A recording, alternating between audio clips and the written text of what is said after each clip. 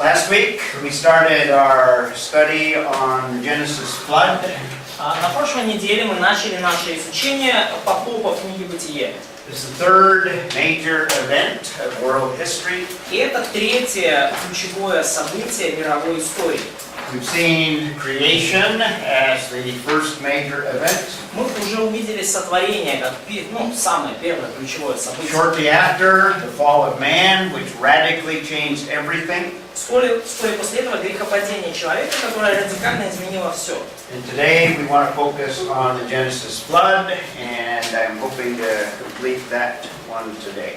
И сегодня мы с вами сфокусируемся на потопе в книге Бытие, потопе Ноя, и надеюсь закончить эту тему сегодня же. Can't stress enough, these are historical events, real events. Я не могу повторять об этом слишком много, но я снова и снова повторяю, что это реальные исторические события. The attitude of the world, and even within the scientific community, is that there was never a Genesis flood. Отношение мира и даже в научном сообществе многие считают, что потопов в книге Бытие никогда не было.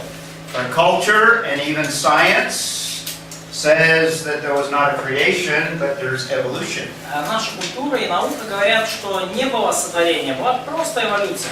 But we're stressing, I believe, what the Bible presents as inerrant history. Но мы подчеркиваем то, что, как я вижу, Библия представляет как непогрешимое описание истории. And they present them as historical events, and that's what I believe they are.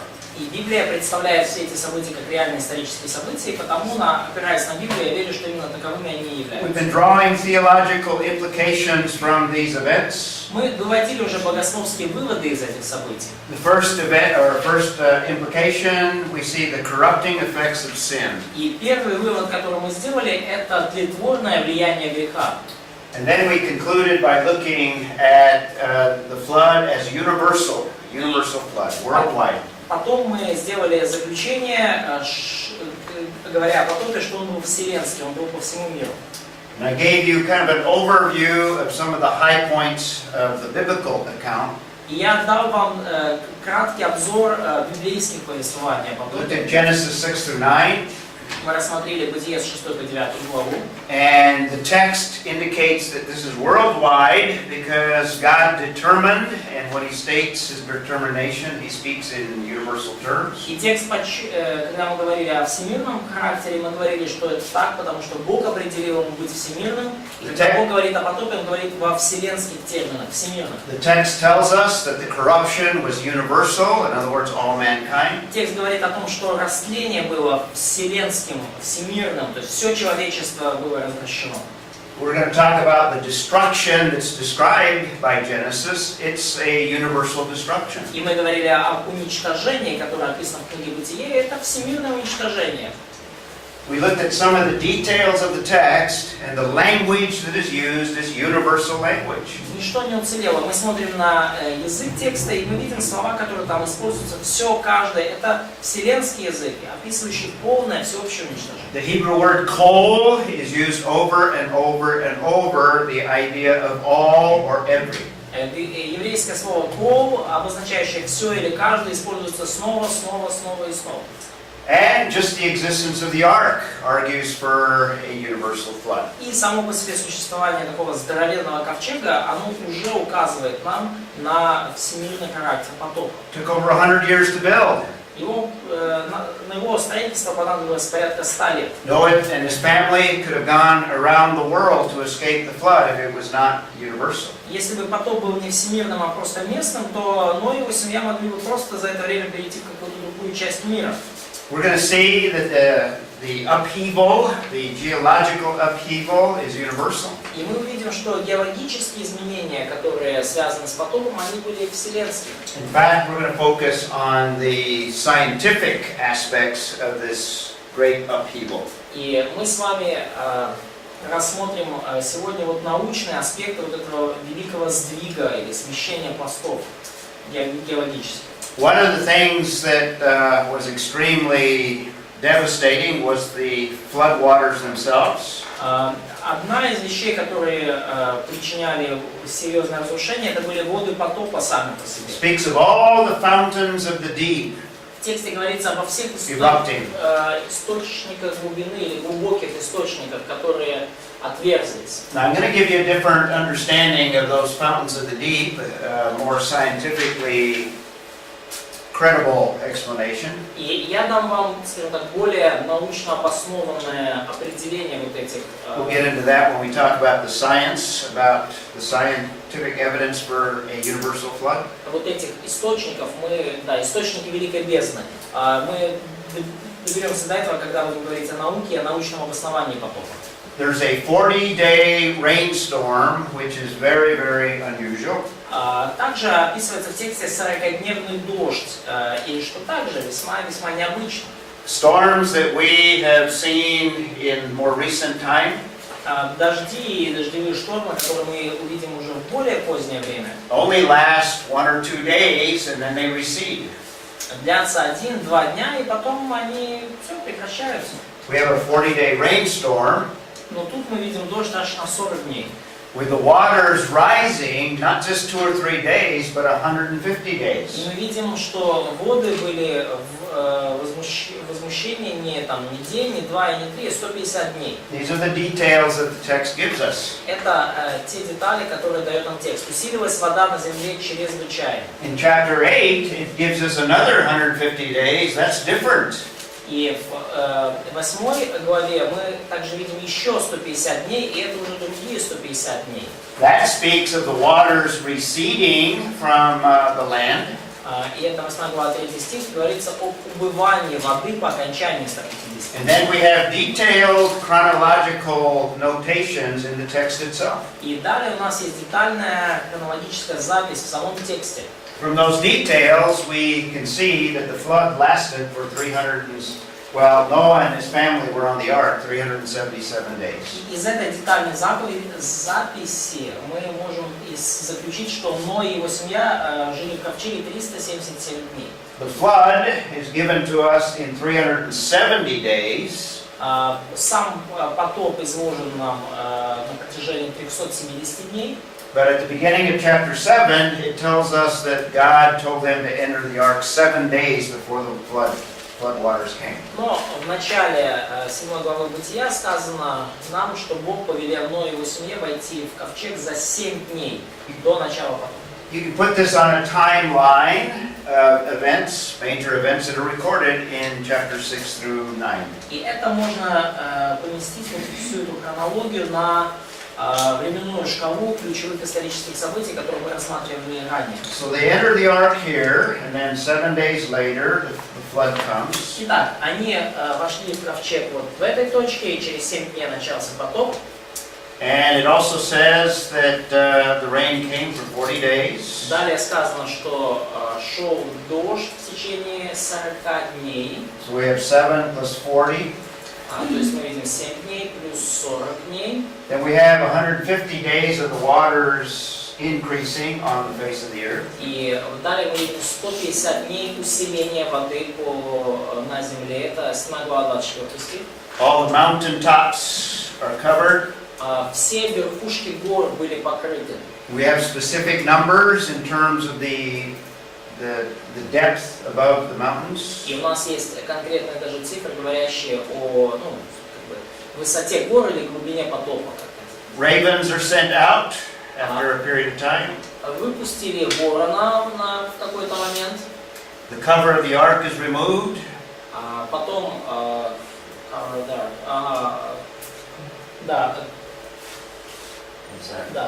cover of the ark mountains.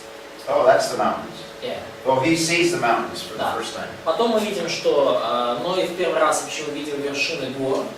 В первый день 10 месяца показались вершины гор. Okay, and then that's what's And then the in verse 6, after 40 days Noah opened the window he had made in the ark. Okay. Да, и после этого мы видим, что по прошествии 40 дней Ной открыл сделанный им окно ковчега. Okay, and then they leave the ark 377 days from the beginning, including the 7 days before. И вот мы видим, посчитав все, что они покинули ковчег через 377 дней после входа в него. So that's the biblical description of the flood, the universal flood. И вот это библейское разъяснение потопа, всемирного потопа. And then chapter 9, if that's not enough, God binds himself legally И в 9 главе книги Бытие Бог, как будто пришедшего было недостаточно, Он сам себя обязывает юридическим образом, enters into a covenant with Noah and his descendants. вступая в завет с Ноем и его потомками. There have been many local floods, Было множество местных затоплений, потопов, так сказать, в кавычках. If the Genesis flood were only a local flood, then God would have violated his covenant. С того времени. И если потоп книги Бытие был просто местным затоплением, то тогда, получается, Бог нарушил свой завет. There has never been a worldwide flood like that that's described in Genesis 6 through 9. Но больше никогда в истории человечества не было всемирного потопа, такого, который описан с 6 по 9 главы Бытия. So this adds evidence to the idea that it's a universal flood. Поэтому этот факт добавляет свидетельств к тому, что потоп был на самом деле всемирным. Just a little cartoon to illustrate that the details of the text are important. Да, ну еще одна вот эта маленькая картинка показывает нам, насколько важны детали текста. So when you exegete the text, exegetical details are important. If you don't do it right, then you get the wrong answer. Поэтому если вы занимаетесь исследованием экзегетики текста, детали весьма важны. Если не так, то у вас будет неправильный ответ на вопрос. And what I've given you is the conclusion to the details of the text. It's a universal flood. И что я дал вам как уже заключение из текста, что потоп был всемирным. Значит, сверху Ной говорит: так, подожди минутку, что здесь локоть, а что сантиметр? То есть, как бы, мы говорим о локтях или о сантиметрах? Just to illustrate that the exegetical details are important. И просто это показывает нам, что экзегетические детали весьма важны. So we've looked at the evidence of a universal flood from Scripture. Итак, мы из Писания увидели свидетельство того, что потоп был всемирный. But we can draw another implication, a theological implication. Но мы можем сделать и другие выводы, мы можем сделать богословские выводы. This is also another picture of salvation, just as we saw in Genesis 3. Потоп является также еще одним из образов спасения, как мы это уже видели в Бытии 3 главе. When it comes to God providing salvation, God is always gracious. Когда речь заходит о том, как Бог дает спасение, то Бог всегда исполнен благодати. God warns concerning the flood years in advance. Бог предупредил о потопе, когда до него оставались еще годы и годы. All of humanity had plenty of opportunity to trust in the Creator. И все творение имело достаточно возможностей довериться Творцу. Salvation, from God's perspective, He always is perfectly discriminating. В спасении, с Божьей точки зрения, Он всегда разделяет людей совершенно праведным образом. In His omniscience, He can see the heart. И в своем всеведении Он видит сердце человека. And only those that are genuinely regenerated are the ones that receive salvation. И лишь те, кто на самом деле рождены свыше, они получают спасение. And in the case of the time of the flood, there was only one family that had righteousness. И в случае с потопом лишь у одной семьи была подлинная праведность. This story also tells us there's only one way for salvation. И эта история также указывает нам на то, что есть лишь один путь спасения. Only those that believed the message of Noah and entered the ark. Лишь те, кто поверили посланию Ноя и вошли в ковчег, Those are the only ones that were saved. только они и спаслись. There's only one way always of salvation. И всегда есть лишь один путь к спасению. It's Всегда. only the specific promise that God has made to mankind. И есть всегда какое-то одно особое обетование, которое Бог дает человечеству для спасения. Salvation is only in Christ. И спасение, мы знаем, оно лишь во Христе. Salvation ultimately always involves the total creation. Спасение в конечном счете включает в себя все творение. Remember we said that God is in the process of reversing the effects of the fall. И помните, мы говорили с вами, что Бог находится в процессе устранения последствий грехопадения. The effects of the fall affected all of the creation. последствия грехопадения повлияли на все творение. So also will salvation ultimately affect all of the creation. И также грехопадение повлияло на все творение, и спасение в конечном счете повлияет на все творение. In the case of the Genesis flood, the destruction is all of the creation. И в случае с потопом Ноевым уничтожение коснулось всего сотворенного мира. Another reason why we need to defend a universal flood. Ну, это еще одна причина, по которой мы защищаем потоп именно как вселенский, всемирный. So are we talking about only about the earth, physical earth, or about I think it went beyond the earth. Да, и по мнению преподавателя, последствия потопа затронули не только планету Землю, но и Вселенную в целом. It's appropriated by faith. Salvation is by faith and faith alone. И также мы видим, что спасение приобретается, получается лишь по вере, одно и лишь вере. So also in the time of Noah, only those that believed the message of God at that time were entered the ark. И вот также в дни Ноя лишь те, кто поверили посланию Ноя, вошли в ковчег и спаслись. So we can draw this theological implication. We have a pattern for salvation with the flood. И поэтому мы можем вывести такие богословские выводы, и уже в истории о потопе мы видим определенные закономерности, черты, связанные со спасением от When I introduced the story of the flood, I mentioned that there's two aspects to it. Когда я начал с вами говорить о потопе, я упомянул, что есть два аспекта этого явления. The flood is a story of judgment, most certainly. Потоп, конечно, с высокой степенью уверенности можем сказать, что это история о суде. The flood is also a story of salvation. Но также потоп — это история спасения. Judgment for those that reject the message of God. Это история о суде над теми, кто отверг послание Божие. Salvation for those that trust what God has promised. И это история спасения для тех, кто доверился обетованию Божьему. So that's another implication we can draw. То есть это еще один вывод, который мы можем вывести. Let's take a look now at the scientific evidence. Давайте теперь рассмотрим научное свидетельство. I gave you the biblical evidence for a universal flood. Я дам вам библейские свидетельства в пользу вселенского потопа. And it's also very important that we look at the scientific evidence. Но также весьма важно, чтобы мы знали о научных свидетельствах.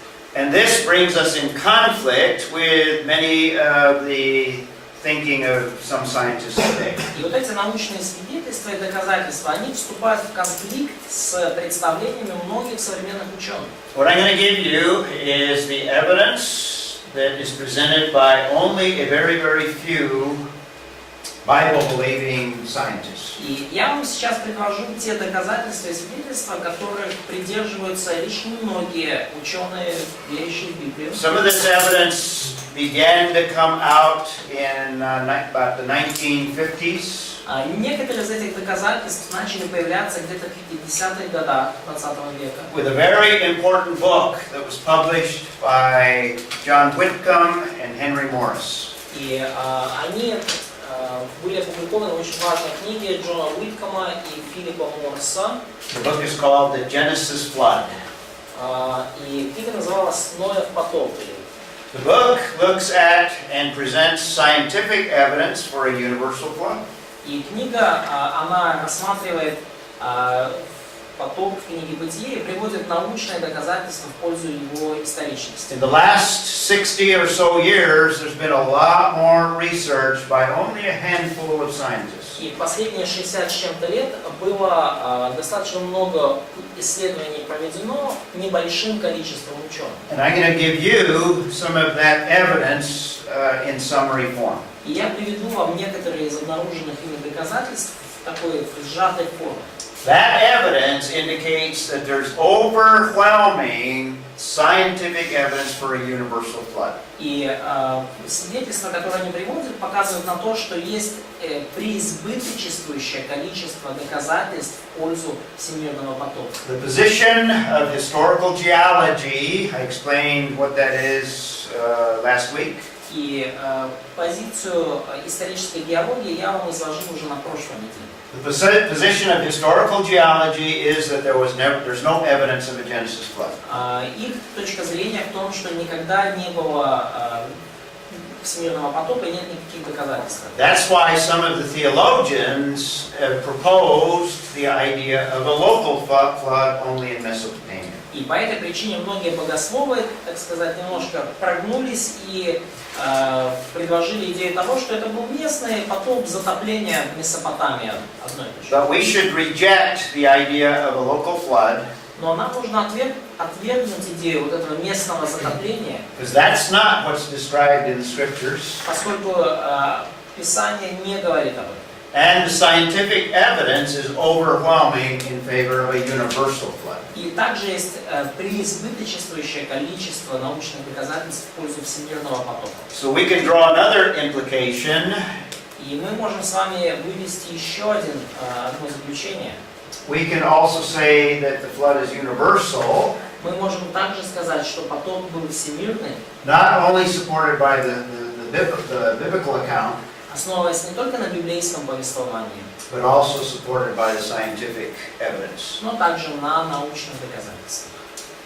And if you think about it, even on a local scale, Если вы подумаете об этом, даже вот на местном уровне, really the issue can boil down to two things. на самом деле вопрос можно свести к двум ключевым аспектам.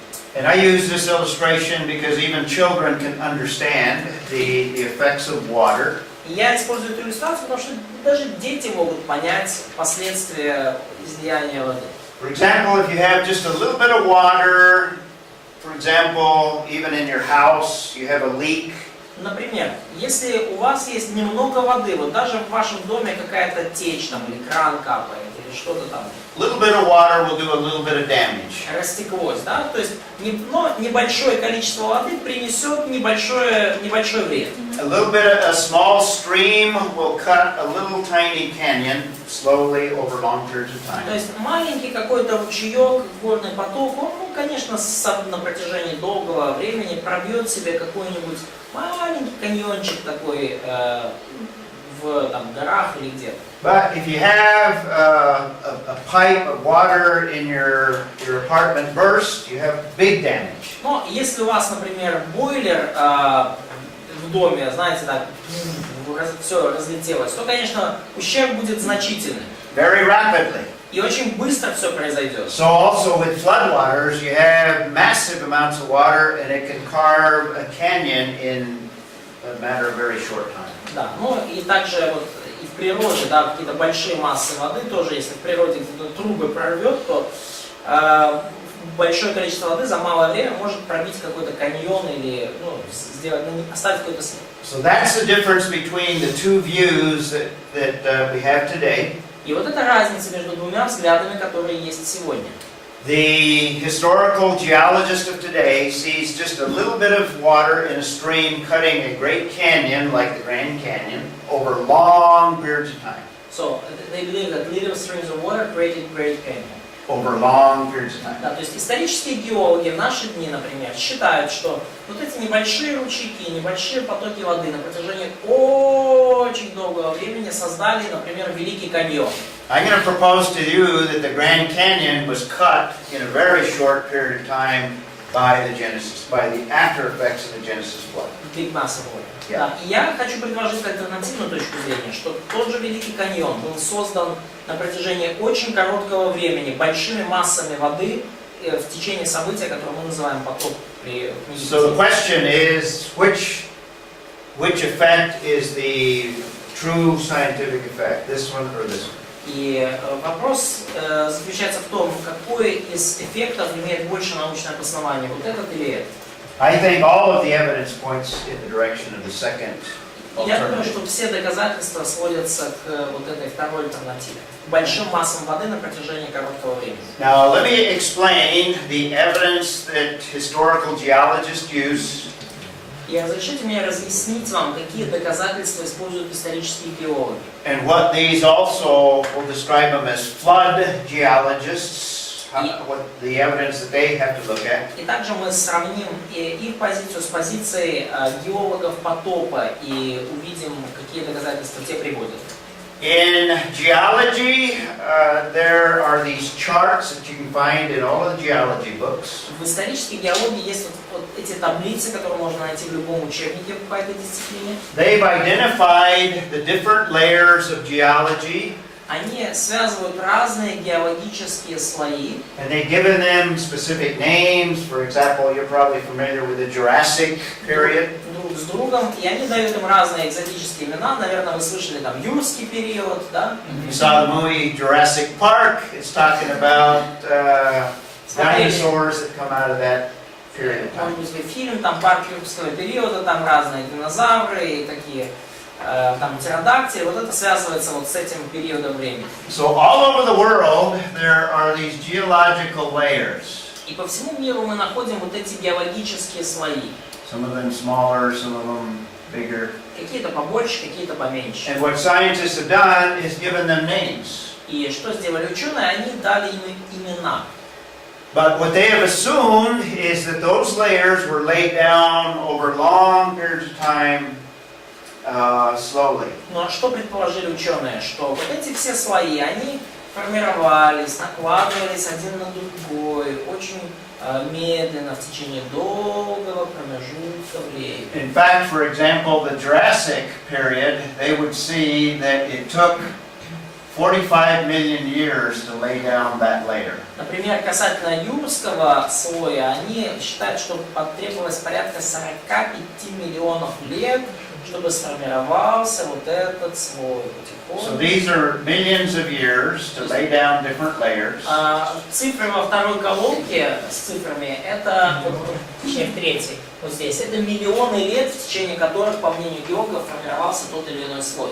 Cambrian layer, they estimate because of the thickness, it took 100 million years. Кембрийский период, по причине его толщины, по мнению ученых, потребовал 100 миллионов лет на свое формирование. I'll show you photographs of some of these layers to kind of illustrate it later. Я чуть позже покажу вам фотографии некоторых этих слоев, чтобы проиллюстрировать. What's very important is this line here. Но что весьма важно, это вот эта линия здесь. And we'll talk a lot about that boundary. И мы немножко поговорим с вами о вот этой границе, о вот этой вот разделяющей полосе. So the assumption of the historical geologist is that it took millions of years to lay all of the geological layers down. И предположение исторических геологов таким образом заключается в том, что потребовались миллионы лет для того, чтобы заложить все вот эти слои. And by the way, that's one of the areas of evidence that they use for trying to date the age of the earth. И, кстати, это одно из доказательств, один из аргументов, которые они используют для своей датировки возраста Земли. I hope you get into that issue in your next class. Я думаю, что вы next course. на следующем вашем курсе по научному креационизму вы коснетесь больше этого вопроса. But I'm going to show that the evidence really argues for a relatively young Earth. Но я покажу вам даже на нашем курсе, что есть множество доказательств в пользу молодой Земли, молодого возраста Земли. This chart is called the geological column, or the representation of all the layers is called the geological column. И эта таблица называется как бы геологическая таблица. Она показывает нам. It assumes that you can date these different layers based on the fossils that you can find in them. И предполагается, что вы можете продатировать все вот эти слои на основании ископаемых вот этих вот окаменелостей, которые вы в них найдете. So it assumes the theory of evolution. И предполагается, вот, что связь с теорией эволюции, геохронологическая шкала называется. But if the theory of evolution is wrong, then there's some major problems with the time frame of the geological column. То есть вот эта геохронологическая шкала идет в связке с теорией эволюции, с теорией вот о таком постепенном формировании видов. Но если с теорией эволюции проблемы, Если она неверна, то тогда и эту геохронологическую шкалу можно выбрасывать. In fact, there's a better explanation for why you find different fossils in different layers. И, кстати, есть куда лучшее объяснение, почему вы разные окаменелости находите в разных слоях. Now, believing scientists don't argue that there are these layers. Those layers do in fact exist. You can observe them. И ученые верующие, они не спорят с тем, что эти слои существуют. Они действительно существуют, вы можете их наблюдать. But we have a problem with not only the time frame, but with the issue of evolution. Но уже проблемы у нас возникают с тем, с какой временная шкала указывается, и также с тем, как эти слои связываются с теорией эволюции. In fact, one of the problems with the geological column, И вообще-то одна из проблем с этой геохронологической таблицей, they argue in a circle, or they use what's called circular reasoning. это так называемый зацикленный аргумент, как бы круговое доказательство. They date these different layers based on the fossils that are in them. Они датируют вот эти разные слои на основании найденных там окаменелостей, ископаемых. And then they use the layers to support the idea of evolution when they've assumed evolution to begin with. А потом они используют вот эту идею слоев и хронологию слоев для того, чтобы подкреплять идеи эволюции. Let me just give you a few of the problems with the column besides the one I just gave you. Всем понятна мысль? Can you just explain one more time this circular argument, maybe? Well, they use evolution to date the rocks. То есть используется теория эволюции, гипотеза эволюции для того, чтобы датировать слои, для того, чтобы датировать, когда был тот или иной слой. And then they support evolution based on the layering of the rocks. И потом на основании вот этих разных слоев они пытаются доказывать теорию эволюции, из которой они только что взяли доказательства для теории слоев. Okay? То есть вот то есть только никакого мошенничества. One thing to keep in mind, this whole chart, even though the layers do exist, it is a theoretical reconstruction of Earth history. И что нужно постоянно помнить? Несмотря на то, что все эти слои действительно существуют и наблюдаются, эта таблица лишь гипотеза, это попытка реконструировать мировую историю. In fact, a study was done by a creation scientist, a Bible-believing creationist. И было проведено исследование учеными-креационистами. He investigated different layers all over the face of the earth. И они обнаружили на самом деле другие слои по всему лицу Земли. And in fact, he came up with, instead of all of these layers, he grouped some of them together. И ученый, который руководил этим исследованием, он некоторые из этих слоев просто объединил вместе. He came up with 10 groupings. И у него получилось в итоге чуть меньше слоев, 10 таких групп.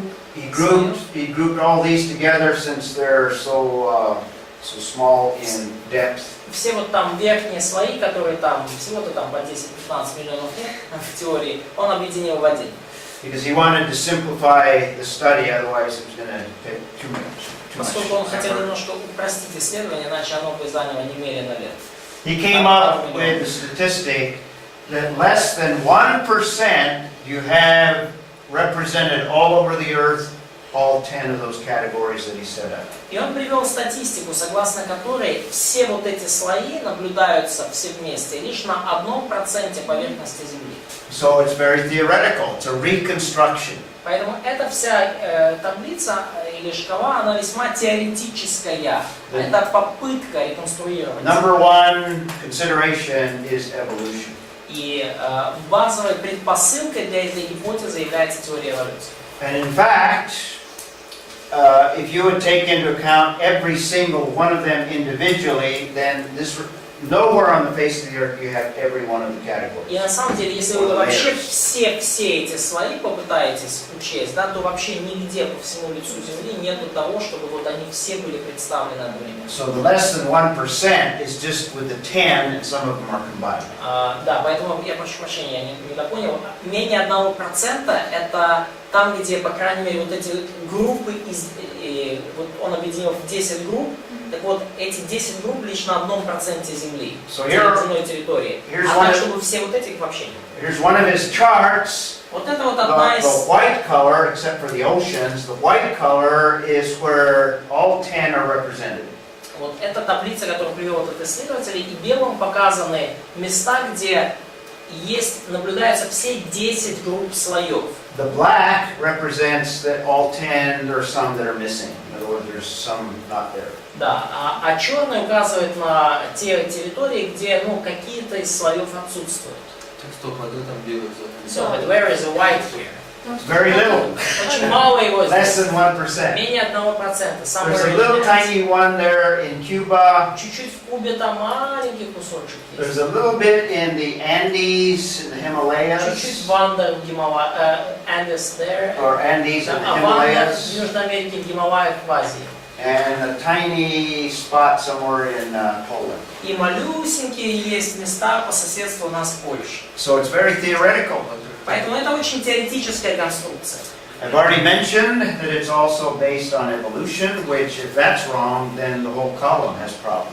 Я также упоминал, что эта таблица, эта геохронологическая шкала построена на теории эволюции. Если теория эволюции неверна, то вся эта таблица рассыпается. In fact, 60% of the Earth, you have 5 or more layers missing. И на самом деле на 60% земной территории мы видим, что 5 или более групп слоев отсутствуют. For example, the white is the Cambrian layer, that lower layer that I told you to pay attention to. Да, и вот, например, белым цветом здесь показан кембрийский так называемый слой. Вот тот самый низкий, толстый слой, на который я вам сказал обратить внимание. The Cambrian layer is missing in most of South America. Так вот, кембрийский слой отсутствует на большей территории Южной Америки, там где черным. And only on the western part of South America. Чуть-чуть на западной части Южной Америки этот слой присутствует. Это самый поздний или Самый нижний, старый? самый старый, да. Ну и там еще есть как бы разделительная граница. Да, самый старый слой. And as you can see, most of it is present in my country. И как видите, большая часть кембрийского слоя, она в Северной Америке. But most of it is absent in Ukraine. Но на большей части на территории Украины этот слой отсутствует. Point I'm making is the chart has a lot of problems with it. Что я хочу отметить, что вот эта геохронологическая шкала имеет много проблем. Another problem is a lot of these layers in different places are out of order. Out of Еще the одна order on проблема the в том, nice neat chart. Что в отличие от такой прекрасной вот этой шкалы на бумаге, в реальной жизни многие эти слои идут не по порядку. And there's other problems as well.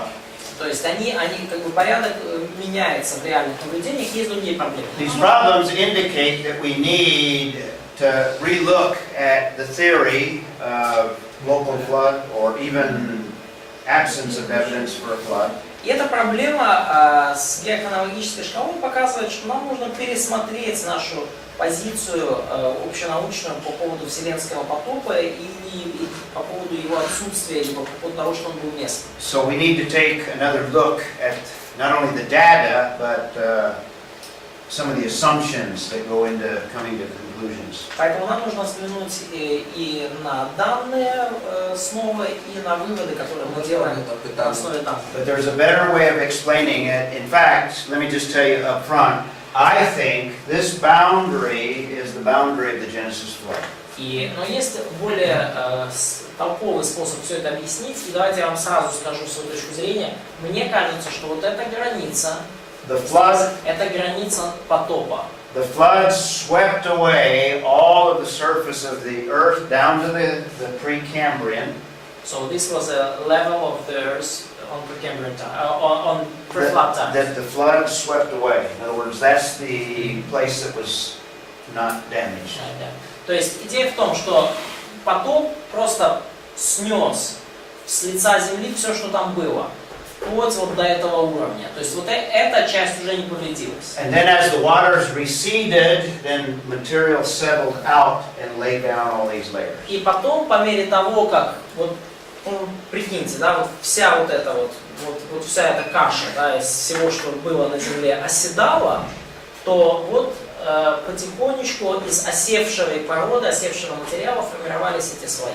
And most of the creatures in this area are sea creatures or marine animals. И большая часть творений вот в этой сфере это морские творения, это, ну, как бы, те, кто обитает в море. These are animals that you find at the bottom of the oceans, and therefore what you have here is the animals that were covered first with И это sediment. животные, которые обитают на самом дне океанов, и поэтому закономерно, что их первых запечатало там, да, когда все начало оседать. So this is not a sequence of evolution, it's a sequence of the animals that could escape the longest from the Genesis flood to higher land. Да, то есть поэтому как бы это не таблица эволюции, это таблица того, какие животные могли дольше, как бы, каких животных накрыло сразу потопом, а какие, как бы, каких накрыло попозже. And there are actually very few humans in the fossil record relative to all the other animals. И, кстати, по сравнению с животными, людей очень мало, ну, именно останков людей очень мало в ископаемых окаменелостях. Because most humans would be the most skilled at escaping the floodwaters. Поскольку большинство людей были, ну, имели какой-то навык, какую-то способность, по крайней мере, постараться избежать вот потопа. So they would not be covered by the sediment of the floodwaters. So they were not in depths, like, of all that material. То есть большинство же людей находились как-то на поверхности, они пытались всячески, видно, оставаться на поверхности потопа и могли это сделать, будучи людьми, поэтому их не накрыло сразу. There's so few in the fossil record because most of the humans would have died and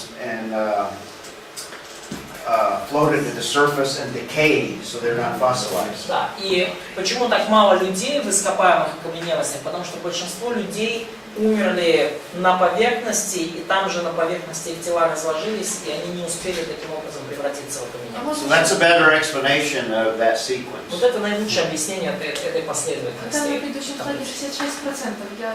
Тут много слоев, и был ученый, который разделил их на группы, и группа училась 10 до упрощения.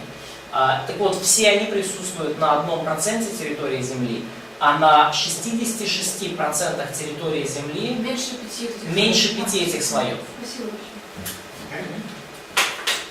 So the issue again, what is your starting point, or what are your assumptions? И таким образом ключевым вопросом становится, какая у вас отправная точка, какие у вас исходные предпосылки.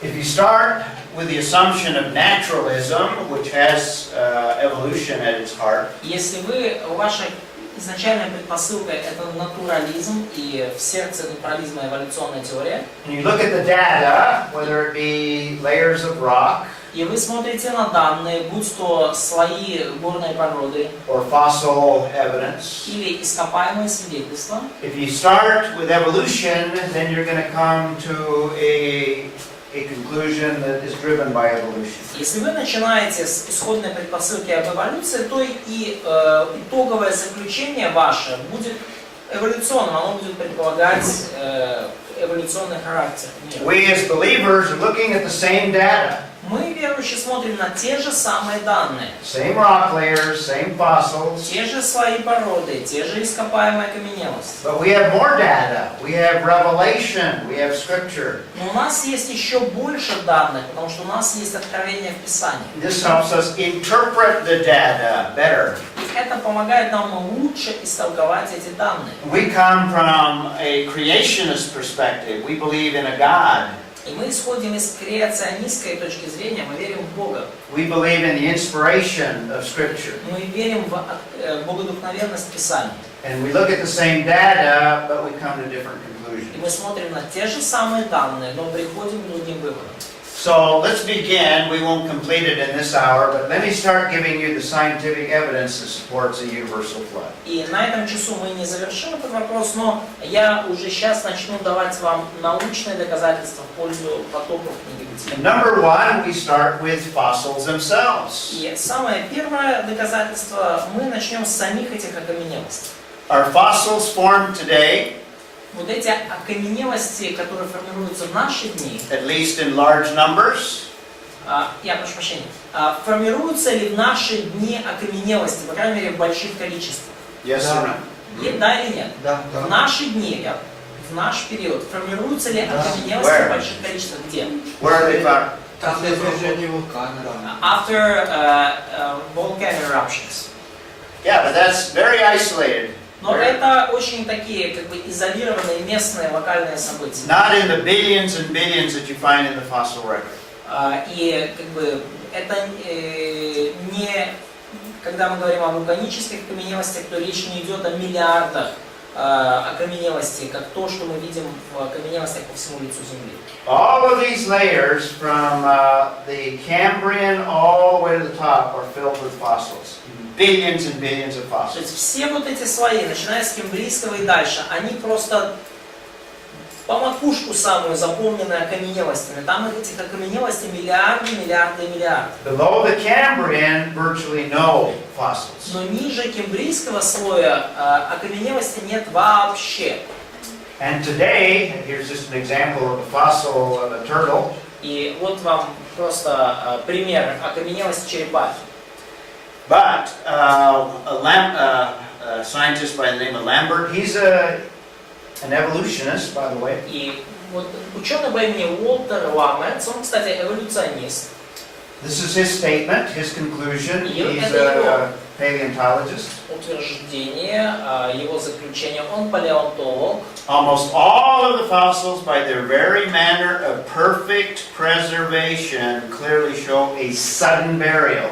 Практически Not millions of years. все ископаемые в их очень хорошей сохранности указывают на мгновенное погребение. In fact, what Не happens миллионы лет. to creatures that die today? Do they become fossils? Но вообще, что происходит с теми живыми существами, которые умирают в наши дни? Превращаются ли они в ископаемые окаменелости? Они No. стареют, не раскрывают, то есть это все. They just dissolve in. They decompose, yes. Да, они как бы расплеваются и все. They decompose, or other animals eat them. Eat them to eat Или второй вариант, vultures. просто их другие живые существа съедают. So just the fact that there are billions of fossils indicates probably catastrophic conditions И at one потому time. сам факт, что у нас есть миллионы и миллиарды вот этих ископаемых окаменелостей по всему лицу Земли, указывает на то, что было какое-то мгновенное, быстрое, катастрофическое событие, которое всех их похоронило. А это уже научные доказательства, да, сейчас? Да. So we are now talking about scientific evidence. This is scientific evidence.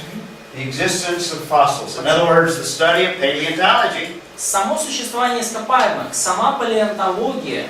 We know from paleontology it takes special conditions to fossilize a creature. Сама палеонтология говорит нам о том, что для того, чтобы появилось ископаемое от живого творения, должны быть определенные условия. Most commonly, a creature has to be isolated from the decaying process. И наиболее распространенное условие появления ископаемого — это то, что живое существо, оно изолируется каким-то образом от процесса разложения, оно запечатлевается. Isolated from animals that will eat it, obviously. Оно каким-то образом изолируется от животных, которые могут съесть его труп. Like a sudden burial. И обычно это происходит в результате какого-то мгновенного погребения.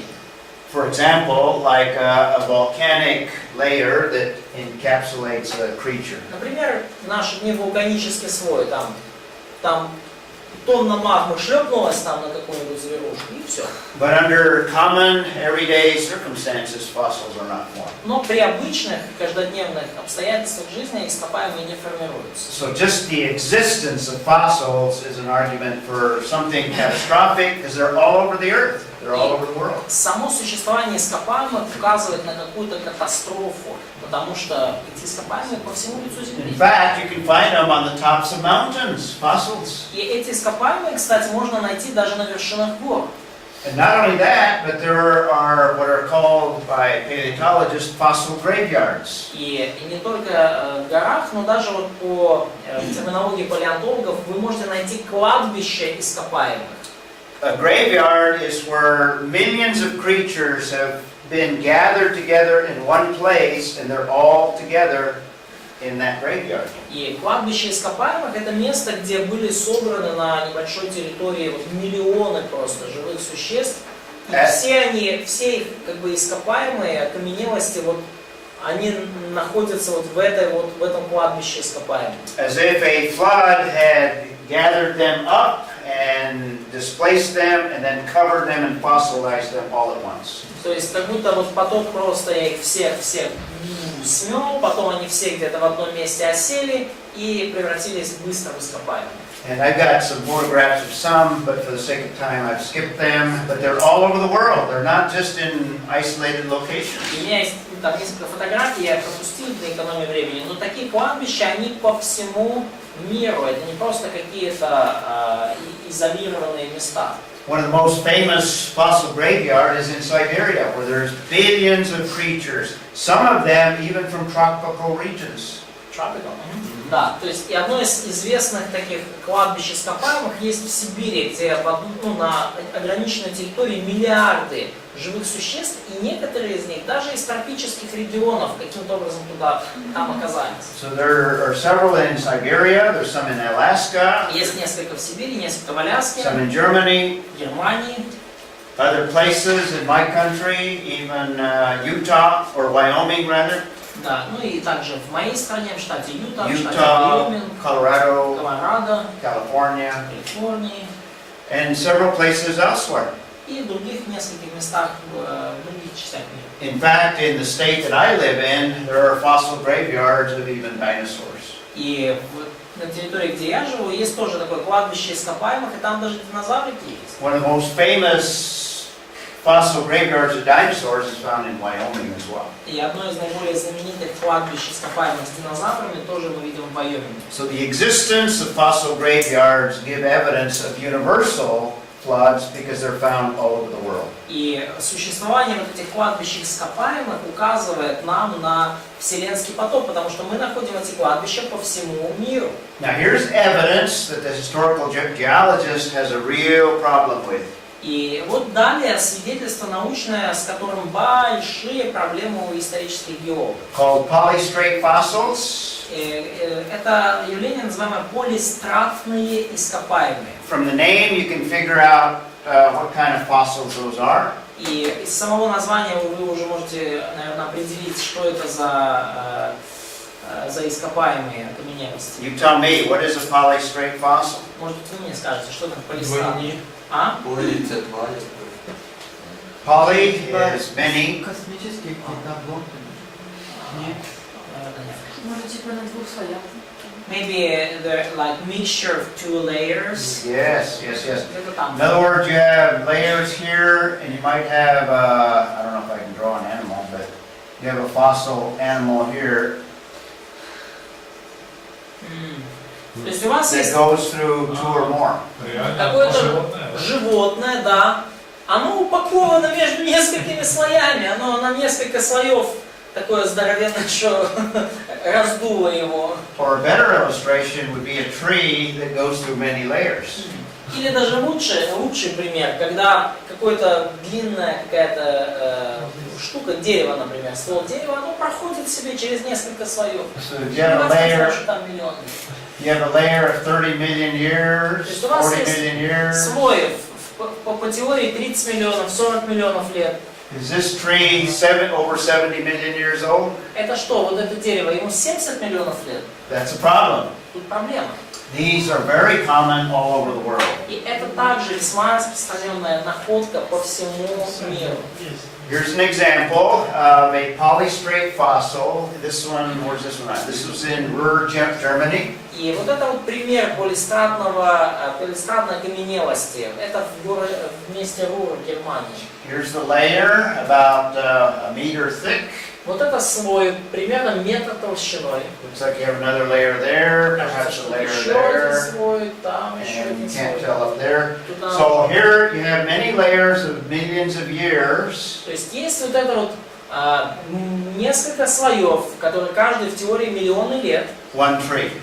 и через них нагло проходит одно дерево. How do you explain that with the current explanation of historical geology? Как вам это объяснить, используя текущие истолкования исторической геологии? It better fits the idea of a Genesis flood that laid down many layers all at one, sequentially over a short period of time. И куда лучше их существование объясняется потопом, который на протяжении короткого времени при оседании породы заложил вот эти разные слои.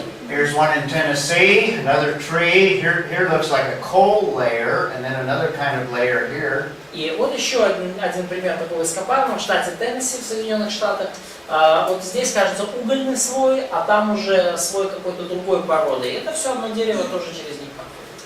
And here's another one. In fact, this is a photograph of John Baumgartner about 30 years ago. Вот еще одна окаменелость. Это фотография доктора Джона Баумгартнера где-то лет 30 назад. He took this photograph in Kentucky, another polystrate fossil. В Кентукки. Еще одна полистратная окаменелость. Now, trees are very common, and I've got several other photographs, and I'll just show you a few of them. И деревья это вообще весьма распространенная окаменелость. У меня есть несколько фотографий, их помимо того, что я вам показал. But dinosaurs, because they are so huge, most dinosaur fossils are polystrate fossils. Но вообще вот окаменелости динозавров, поскольку они такие здоровенные, большая часть окаменелостей динозавров, они баллистратные, то есть они занимают несколько слоев.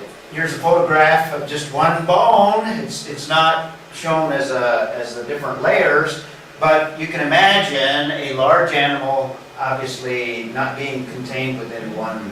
Да, то есть вы видите, например, фотографию одной лишь кости. Ну там, допустим, еще одна кость, она может как-то вписаться в слой. Но если вы представите себе все животное с такими костями, то понятно, что оно ни в один слой не впишется. In fact, that's true of many of the large animals, not only dinosaurs, but a lot of mammals and mammoths.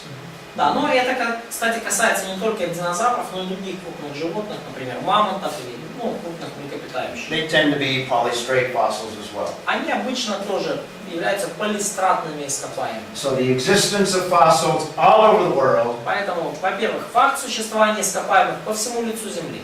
the existence of massive graveyards with billions of fossils all accumulated together all over the world. Существование кладбищ, напишите, кладбища ископаемых, где миллиарды существ собраны на маленьком пространстве. И это по всему миру такие явления.